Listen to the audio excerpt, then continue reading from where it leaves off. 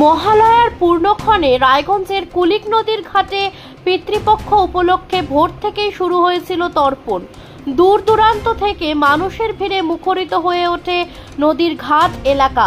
পিতৃপুরুষদের শ্রদ্ধা জানাতে নদীতে নামেন অসংখ্য মানুষ। নিরাপত্তা ও শৃঙ্খলা বজায় রাখতে প্রশাসনের পক্ষ থেকেও বিশেষ ব্যবস্থা গ্রহণ করা হয়েছে।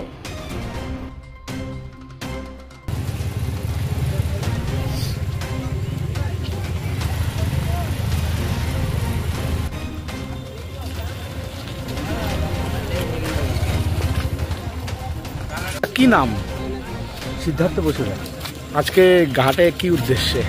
পিতৃপক্ষে আজকে আছে পূর্বপুরুষদের যাতে ঠিক থাকে সব কিছু, তার জন্য পিতৃপক্ষে ইয়ে করলাম, তর্পণ করলাম।